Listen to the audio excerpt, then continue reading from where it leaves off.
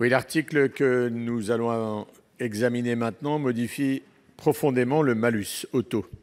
L'an passé, le Sénat avait proposé et demandé de revoir les critères de malus, compte tenu notamment du caractère dynamique des recettes, signe, selon nous, que le calibrage n'était pas parfaitement adapté.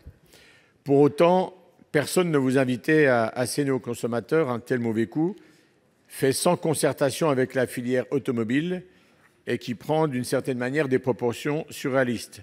J'ai donné deux exemples. L'acquéreur d'une Renault Twingo ne payait jusqu'ici pas de malus, il devra débourser 75 euros. Si vous avez une Peugeot 3008, vous faites augmenter le malus de 535 %, puisqu'il passera de 85 euros à 540 euros. Excusez du peu.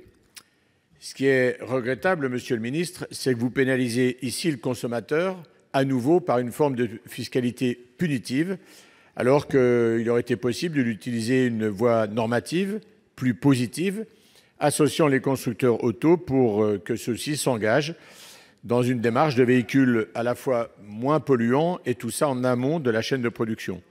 C'eût été, à mon sens, la voie du bon sens, fait de concertation avec un mieux-disant environnemental. Au lieu de cela, vous gardez les vieilles méthodes d'une écologie de rendement en drapant la hausse du malus d'un vert bien pâle, en fait, d'un vernis bien fade.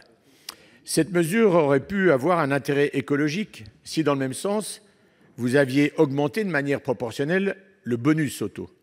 Au lieu de cela, le dispositif de soutien reste limité uniquement à l'achat de véhicules électriques neufs.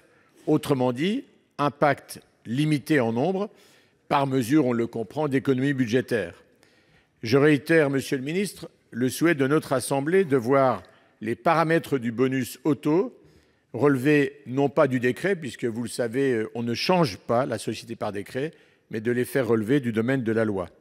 Enfin, je veux souligner que la suppression du compte d'affectation spéciale aide à l'acquisition de véhicules propres, qui porte le bonus-malus, contrevient à toutes les règles d'une bonne fiscalité écologique.